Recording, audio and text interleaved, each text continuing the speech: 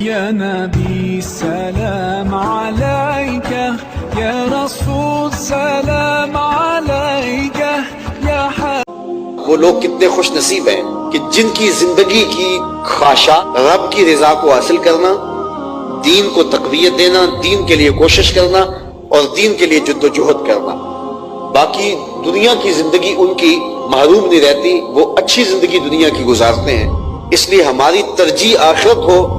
ہم دین کے لیے، اللہ کے لیے، اس کی رضا جوئی کے لیے دنیا پہ بھیجے گئے ہیں، عبادت کے لیے پیدا کیے گئے ہیں، ہم انسانی ہمدردی کے لیے پیدا کیے گئے ہیں، لیکن ہم نے اپنا وہ وظیفہ اپنے ذمے لازم کر لیا جو اللہ کا وعدہ ہے، وَمَا مِن دَابَّةٍ فِي الْأَرْضِ إِلَّا عَلَى اللَّهِ رِزْقُهَا، زمین پہ چلنے رینگنے والی کوئی چیز نہیں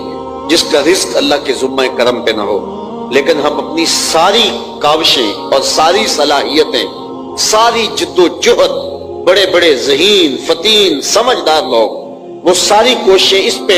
صرف کر دیتے ہیں کہ پیسہ کیسے کمانا ہے، دولت کیسے کمانی ہے، مال کیسے جمع کرنا ہے اور کس طرح امیر بننا ہے۔ تو ساری زندگی کی قیمتی صلاحیت اس پہ صرف ہو جاتی ہے، جبکہ ہماری قد و کاوش یہ ہونی چاہیے کہ ہم اپنی آخرت کے لیے سوچیں۔ چونکہ انسان فطری طور پہ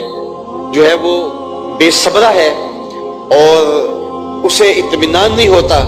تو وہ اس طرف بھاگتا ہے، تو اس انسانی فطرت کو اللہ تعالیٰ نے بیان فرمایا، بل تؤثرون الحیات الدنیا، تم دنیا کی جیتی زندگی کی طرف، دنیا کی طرف بھاگتے ہو اور تمہاری ترجیح یہی ہے، جبکہ حقیقت یہ ہے والآخرۃ خیر وابقی، آخرت بہتر بھی ہے اور دائمی بھی ہے۔ یہ کون کہہ رہا ہے؟ جو آخرت اور دنیا کو پیدا کرنے والا ہے۔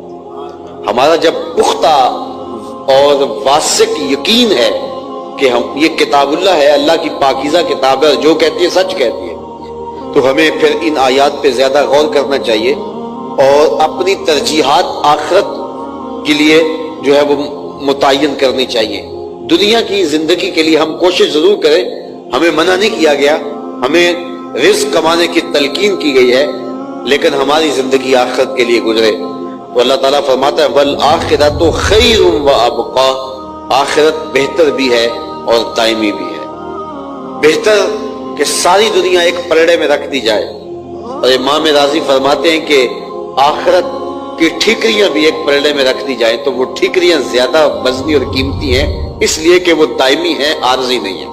اور دنیا کی ساری دولتیں بھی ہوں تو وہ عارضی ہیں، مستقل نہیں۔ دوسری بات وَأَبْقَىٰ، دنیا ہے ہی عارضی، بڑا جی لیں گے تو 100 سال جی لیں گے، اس سے بڑا عرصہ تو نہیں جی سکتے، چلو ہو سکتا ہے کوئی 120 سال تک چلا جائے، اور جو اتنی زندگی پا جائے 120 سال تک چلا جائے تو اس کا تو انٹرویو کرنے آ جاتے ہیں کہ آپ کی صحت کا راز کیا ہے۔ تو 100 سال 120 سال یہ بڑی زندگی ہے، یہ بڑی کسی کو مل گئی، اس میں بچپن کی غفلت کے ایام بھی نکالیں، جو سو کے وقت گزارا وہ بھی نکال دیں اور بڑھاپے کے دھکے بھی نکال دیں، چلو آپ سمجھ لیں کہ ساری زندگی خوشحالی تخت پہ بیٹھے گزری ہے، تو 120 سال زندگی ہے، اور حشر کا صرف ایک دن، 5000 سال کا نہیں، 500 سال کا نہیں، 50,000 سال کا،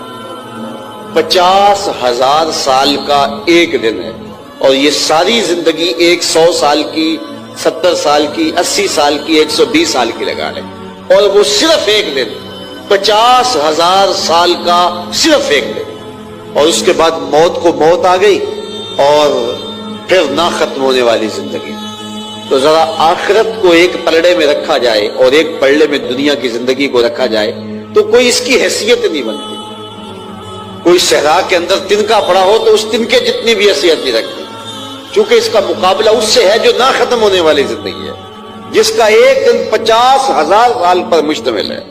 صرف اس ایک دن کے مقابلے میں ساری زندگی کو رکھا جائے تو اس کی حیثیت کوئی نہیں بنتی۔ تو پھر اصل زندگی تو وہ آخرت کی زندگی ہے جو نہ ختم ہونے والی ہے۔ تو چند لمحوں کی جو زندگی ہے، چند ساعتوں کی جو زندگی ہے، اس کے لیے ہم 24 گھنٹوں میں 18 گھنٹے محنت کرتے ہیں، اور وہ جو زندگی ختم ہی نہیں ہونے والی، جو ابدی ہے، سرمدی ہے، جس کا نقطۂ انجام کوئی نہیں، اس کے لیے ہماری کوشش، ہماری جد و جہد، ہماری تگ و تاز